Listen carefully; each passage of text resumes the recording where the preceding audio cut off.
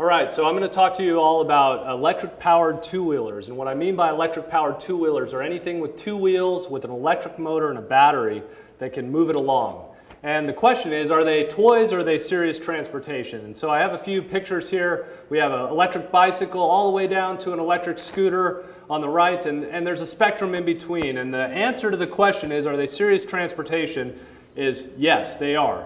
In China, about 150 to 200 million electric two-wheelers are on the road today. That's about as many people as travel by car to commute in the US every day. So that's a big number, and that's something that not a lot of people know.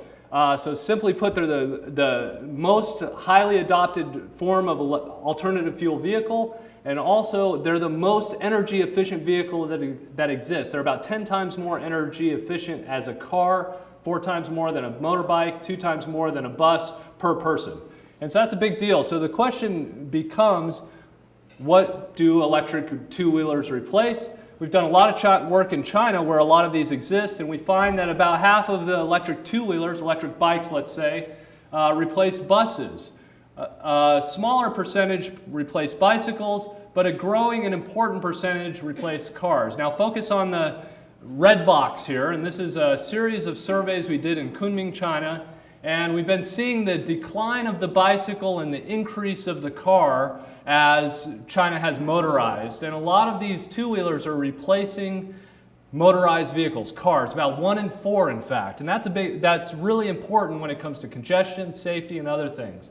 We also look at electric two-wheelers as car replacers, meaning people are using their car, or owning some cars, but using their electric two-wheeler because of parking and other issues. And we're seeing these blue and the green bars that show that electric two-wheelers are actually vastly replacing car trips and replacing car ownership. And this is true across China, across many cities in China, and it's having a really big impact on China's energy use, their oil consumption, their greenhouse gas emissions, and things that we here, even in the US, care about. One of the big issues with electric two-wheelers is related to replacing gasoline two-wheelers. In China, it's not a big issue, but throughout South and Southeast Asia, gasoline two-wheelers are a big issue, huge contributor to urban air pollution and a lot of other issues, but they're actually very efficient users of road space. Imagine all those people in cars.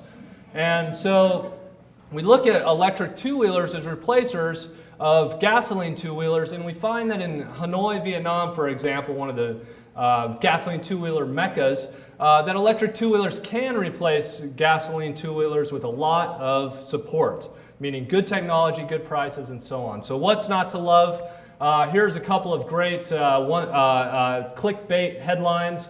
Yikes, electric bikes terrorize streets in China, and then the carnage on China's roads show the dark side of electric bikes. So now what I want all the squeamish people to do is close your eyes, turn your head, because here comes a movie, and I'll tell you when to look back. So this is an electric bike owner that got hit by a car, and they're just cruising through an intersection, and this became a viral video because of all the people that came in and saved this person. This person, according to the article, is recovering. Squeamish people look back. The person was saved. And what we find, though, is that electric bike users are not necessarily the carnage developers, but they're actually really vulnerable, just like my kid on the sidewalk or my kid in the crosswalk. They're vulnerable road users. They show up in crash statistics like this person did. The driver of the car did not show up in that crash statistic. E-bikes run right in between bicycles and motorcycles where we expect. Lead batteries is another big criticism, and this, in my mind, is kind of one of the biggest criticisms. The e-bike market drives the global lead price. You believe that? In China, you got 150 million e-bikes using lead-acid batteries, recycling them year by year, and you end up with lead pollution, okay? You end up with lead pollution that's highly localized in battery-producing provinces, in battery-producing cities, and also in the mining part too, in the inland cities. So we find that we have this problem that has to be addressed. The e-bike industry is addressing it in some ways not so much. So one of the things we've worked on and thought about is bike sharing. Anybody know what bike sharing is? You have a station of bicycles that are available for short-term rental. And bike sharing is a sort of externality control, meaning that you can control some of the performance, speed, weight, other things of the bike, and the battery end of life. And in China, we found that bike sharing and e-bike sharing, that is sharing electric bikes, could provide some real benefits. So for example, in Beijing, we found that e-bikes displace car trips, what we call sheltered modes. They could be used on hot days, bad air days, and for longer trips. We did surveys to reveal this.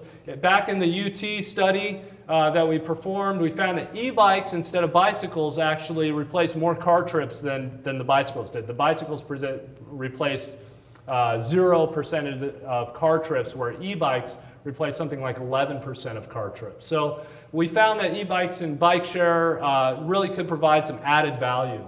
So e-bikes aren't toys, but are they a game changer? In China, without a doubt, they're a game changer. In US, about 200,000 were sold last year. That you can decide if that's a game changer. And in Europe, about 2 million. And Gary Fisher, if anybody knows, owns a Gary Fisher mountain bike.